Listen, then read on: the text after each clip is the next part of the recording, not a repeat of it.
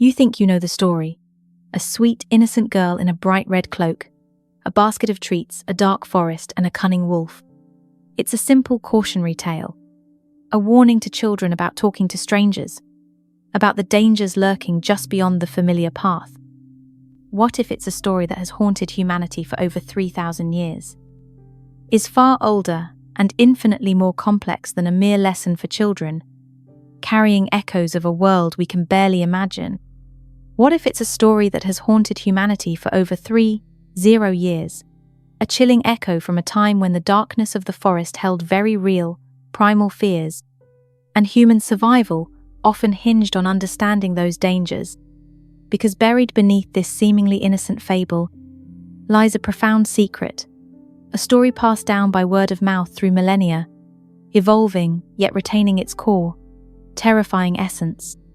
A tale of ancient rites, of primal dangers, of brutal initiations, of the eternal conflict between civilization and the wild, and something far more terrifying than a mere wolf in disguise.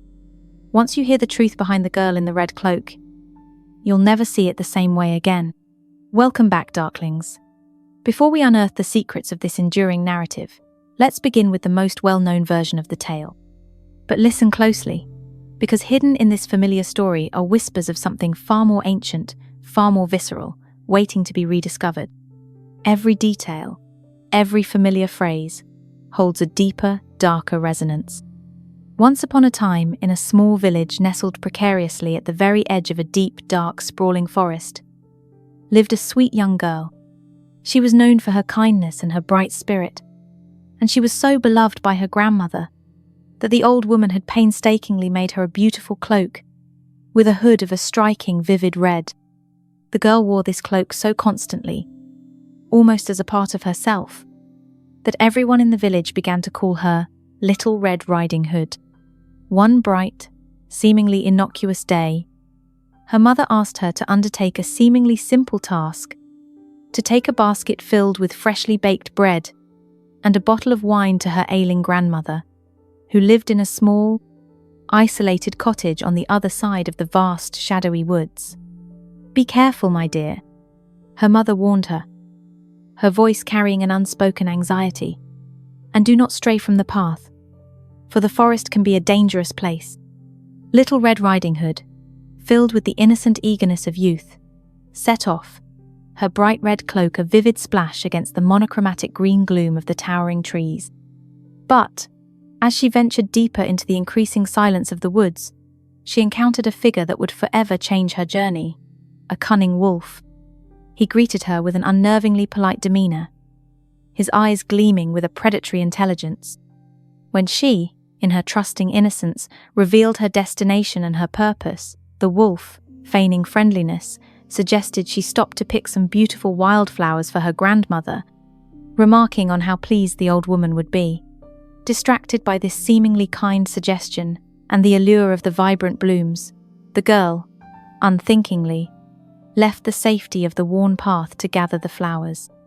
Meanwhile, the wolf, quick as lightning and driven by his singular, malevolent purpose, ran straight, directly, and relentlessly to the grandmother's cottage. There, he brutally devoured the old woman whole, and with chilling efficiency, donned her nightcap, slipped into her bed, pulled the covers high, and waited, his hunger now whetted, for the girl. When Little Red Riding Hood finally arrived at the secluded cottage, she found the door eerily ajar. The cottage felt strangely quiet, unsettlingly still. Her grandmother seemed unusually ill, almost entirely hidden beneath the heavy covers, her voice muffled and raspy. "Oh, grandmother," she said, her young mind struggling to reconcile the familiar with the strange. "What big ears you have. The better to hear you with, my dear," came the gravelly reply. "What big eyes you have. The better to see you with, my dear. What big hands you have. The better to hug you with, my dear." And then the ultimate, terrifying revelation. "What a big mouth you have. The better to eat you with." And with that, the wolf, with a final gruesome gulp, swallowed Little Red Riding Hood whole. In this familiar version, Often popularized by the Brothers Grimm and later Disney adaptations, just as all hope seems lost, a hunter or woodsman arrives.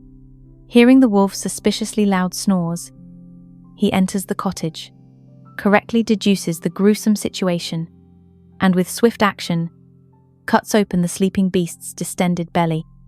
Out tumble the grandmother and Little Red Riding Hood, miraculously unharmed, as if the wolf's stomach was merely a temporary, dark prison. They then collectively decide on a grim form of poetic justice. They fill the wolf's belly with heavy stones, throw him into a deep well, and live happily ever after. Or so the story goes in its most familiar, softened iteration. The tale you've just heard, with its specific elements of the heroic rescue and the ultimate happy ending, is closest to the versions popularized by Charles Perrault in his 1697 collection, Histoires du conte du temps passé, and later refined by the Brothers Grimm in their early 19th century children's and household tales. These versions often deliberately soften the grimmer, more brutal elements of earlier tellings, adding explicit moral lessons and a sense of reassuring justice and order restored. But the fundamental narrative, a young girl, a perilous journey through a dangerous forest, a cunning, predatory encounter, and a symbolic or literal devouring doesn't start there. In fact, by the time it reached these esteemed European folklorists, it was already incredibly, impossibly ancient, indeed, a testament to its profound resonance across human history. Folklorists, those dedicated scholars who meticulously collect, compare, and analyze the stories passed down through generations, have identified this story pattern as one of the most persistent and globally distributed in human history. It falls under the Arne Thompson Uther ATU Index, a comprehensive system for classifying folktales by their recurring motifs and plot elements. This particular story is categorized primarily as ATU 333, Little Red Riding Hood, and sometimes incorporates elements of ATU 123, The Wolf and the Kids, particularly in versions where multiple victims are involved. There are countless known versions of this narrative, variations on this core theme, scattered across the globe, from the nuanced oral traditions of European peasants to ancient tales found in parts of Asia and Africa. Each version, while adapted to its unique cultural context, invariably retains the same core ingredients: a young, vulnerable protagonist, a journey into a wilderness, a deceptive animal antagonist, and a terrifying scene of consumption or near consumption. And this leads us to the truly astonishing discovery of its age. While the exact, precise age of an orally transmitted story is inherently debated due to the elusive nature of traditions not set in stone, linguistic and comparative folkloric studies overwhelmingly suggest that elements of the Little Red Riding Hood tale are rooted in incredibly ancient Proto-Indo-European myths. This places its origins at least 30 years ago, possibly much, much earlier, reaching back into the Late Bronze Age, or even the Neolithic period. This means it predates many foundational written texts, including much of the Bible. It was being whispered around communal fires, likely as a cautionary tale or a rite of passage narrative, long before the rise of classical Greek civilization, before the grandeur of the Roman Empire, before the great medieval forests of Europe took their familiar, often romanticized shape. It is a narrative passed by word of mouth across countless generations, carried through vast human migrations, through the rise and fall of ancient societies, through periods of immense societal upheaval and transformation, and across millennia, and somehow, impossibly, remarkably, it survived, adapting and shifting, yet retaining its terrifying core. So, the crucial question then becomes, why does this specific, deeply unsettling pattern echo across so many cultures and so much time? What deep universal truths about human nature and survival, what primal fears or forgotten rites are we truly remembering when we tell this story today? The answer lies in stripping away the comforting layers of later, more sanitized versions, and looking at the older, darker, more direct tellings. In many of the most ancient and geographically diverse versions of the tale, particularly those found in pre-Paro-European folklore. There is no woodsman, no heroic rescue. Little Red Riding Hood, or her equivalent, is simply devoured. The story ends with the wolf's chilling triumph, a stark, brutal, and often moralizing conclusion designed not for entertainment but for harsh instruction. This wasn't a narrative designed for gentle bedtime stories. It was a visceral reflection of a harsh, unforgiving world where danger lurked just beyond the village fence, and consequences for disobedience were absolute. These older versions often served as stark, cautionary tales, particularly for young women, about the dangers of the world outside the protective family unit. This brings us to the profound significance of the forest. In countless ancient cultures, across every continent, the forest was not merely a collection of trees.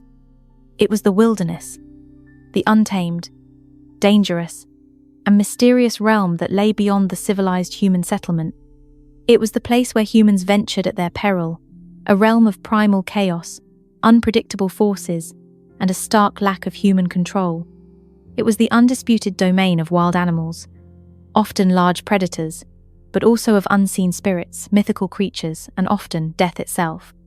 For our ancestors, who lived far closer to nature and depended directly on it for survival, the forest represented the absolute threshold between the known and the unknown, between safety and peril, between life and the forces that sought to end it.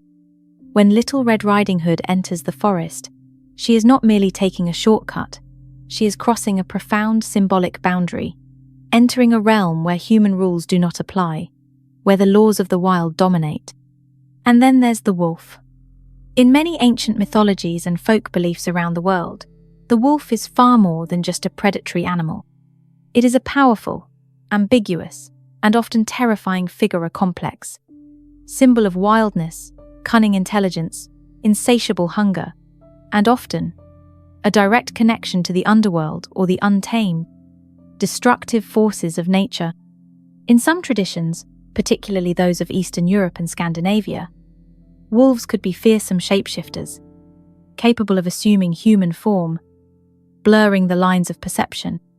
In others, they were associated with death, acting as psychopomps, carrying souls to the afterlife, or serving as grim reapers, bringing an inescapable end. The wolf in Little Red Riding Hood, with its unnatural ability to speak, to deceive through imitation, and to consume, fits squarely into this ancient archetype of a trickster predator, a creature that blurs the line between animal and human, between a natural threat and something far more insidious, even supernatural in its malevolence. Its cunning is not just animalistic, it hints at a deeper, more sinister intelligence, a primal, ancient force that preys on innocence. Crucially, consider the act of devouring. In the context of ancient myths, religious rituals, and initiation ceremonies, being swallowed by a monster or a powerful animal often symbolizes a symbolic death and subsequent rebirth, a profound form of spiritual or social initiation. Think of the biblical story of Jonah swallowed by the whale, emerging transformed after his ordeal, or countless mythological heroes who descend into the underworld or enter the belly of a beast to emerge reborn with new knowledge and power. In many ancient coming-of-age rituals, especially for young people transitioning from the dependent state of childhood to the responsibilities of adulthood, there were often symbolic encounters with death. Initiates might be isolated, subjected to trials, perhaps even ritually swallowed by the wilderness itself or by a masked, animalistic figure representing a primordial force, only to emerge, spiritually reborn, with new knowledge, new responsibilities, and a new status within their community. Could the wolf's consumption of Little Red Riding Hood be a direct echo of such a primal initiation rite, where the death in the wolf's belly is a necessary, terrifying passage before a symbolic rebirth into a new phase of life, one marked by heightened awareness and caution? The miraculous survival in some versions, even through the wolf's stomach, reinforces this idea of emerging transformed from a profound ordeal, forever changed by the encounter with primal danger. And what about the red cloak? It is the most iconic visual element of the story, giving the girl her very name and making her stand out vividly against the drabness of the forest. Why red? Red is a color rich with powerful symbolic meaning across virtually all cultures and throughout recorded history. It can signify life, vitality, passion, and warmth. But it is equally, if not more, potent as the color of blood, of danger, of sacrifice, of warnings, and often, in ancient rites, the color associated with transition, taboo, or a sacred boundary. For a young, innocent girl entering the dangerous wild, a red cloak could powerfully symbolize her vulnerability, her transition from the sheltered innocence of childhood, often associated with white or pure colors, into the inherent dangers and complexities of adolescence and nascent womanhood. In some compelling interpretations, the red cloak could even represent the first onset of menstruation, marking a girl's entry into fertility and the adult world, a terrifying, mysterious, and profoundly transformative biological event that, in ancient times, was almost universally accompanied by specific rituals, taboos, and warnings. The journey to grandmother's house, often seen as representing a lineage of female knowledge, a passage into the wisdom of older generations of women, further supports this idea of a perilous journey into feminine maturity and its associated dangers and responsibilities. Let's delve deeper into the Perrault version, published in the late 17th century, which ends starkly with the wolf simply devouring the girl and no intervening rescue. This bleak and unforgiving ending is far more aligned with the brutal, pragmatic, cautionary tales common in older oral traditions, tales designed not to comfort or entertain as much as to teach harsh lessons about survival in a precarious, dangerous world. This version carries a clear and unambiguous moral. Young girls should not stray from the path of propriety, nor listen to the sweet, deceptive talk of strangers, lest they fall prey to literal or metaphorical wolves, predators who prey on naivety. It reflects a society with rigid social norms, especially concerning female conduct, and profound, tangible dangers for unprotected young women in a less regulated world. The wolf, in this context, is not just an animal but a stark, undeniable metaphor for human sexual predators and the consequences of unwise choices. Now, consider the Brothers Grimm version, published over a century later, where the woodsman miraculously saves them. This crucial shift introduces a powerful patriarchal element of rescue, where external male intervention is necessary to overcome the primal consuming threat. This ending might reflect a changing societal view, a growing emphasis on order, control, and the idea that innocence needs to be protected, and that male heroism is essential to restore balance. However, even in this more civilized version, the act of cutting open the wolf's stomach and filling it with heavy stones, then drowning him, is a symbolic act of brutal, almost ritualistic, poetic justice. It echoes older mythological patterns of heroes conquering chaos by dismembering or definitively defeating monstrous consuming figures. Think of Zeus battling the monstrous Typhon, or the Babylonian god Marduk, conquering the primordial chaos dragon Tiamat. It's a primal victory over a consuming evil, a demonstration of human dominion over the forces of the wild. The core of Little Red Riding Hood is not just a simple warning, it is a profound narrative about liminality, the crossing of a threshold. The girl leaves the safety and known boundaries of her village home and enters the forest, a quintessential liminal spacer, dangerous, ambiguous zone between civilization and wilderness, childhood and adulthood, innocence and the harsh realities of knowledge.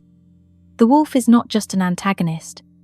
He is the embodiment of the dangers inherent in this threshold, or perhaps the very manifestation of the wild forces that reside within it. The entire journey is a test, an ordeal that every individual, every young person, must face when transitioning between states of being, between safe ignorance and dangerous knowledge. The story, in its deepest, most ancient sense, functions as a powerful myth of initiation, particularly into the perilous landscape of early adulthood and the inherent dangers of the world outside the protective sphere of family and community. It speaks to the psychological and societal challenges of growing up, and the enduring human need to navigate a world filled with both beauty and terror. So, when we look at Little Red Riding Hood through this ancient primordial lens, it transforms from a simple children's story into a chilling, deeply resonant myth.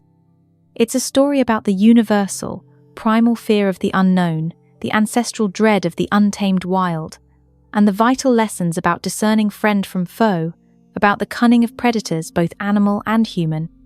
It's a tale that has survived for millennia because it speaks to fundamental human experiences, the vulnerability of youth, the necessity of caution, the dangers of disobedience, and the eternal, ongoing struggle between the order of human society and the wild, chaotic forces that constantly seek to consume us. The bright red cloak, the dark, whispering woods, the cunning, devouring wolf, these are not just elements of a fanciful story, but potent, enduring symbols encoded with ancient wisdom and visceral warnings, passed down from a time when these threats were not merely metaphors, but daily, terrifying realities that shape the very fabric of human life. Perhaps this tale isn't fiction at all, but a deep-seated memory, a distorted echo of a time when the path through life was literally fraught with very real, hungry dangers. And the wisest, most crucial lessons were those whispered from one generation to the next, disguised as a simple story about a girl and a wolf. And if that thought has you looking over your shoulder, waiting for shadows to lengthen in your own familiar surroundings, wait until you hear the truth behind Hansel and Gretel. See you in a future video.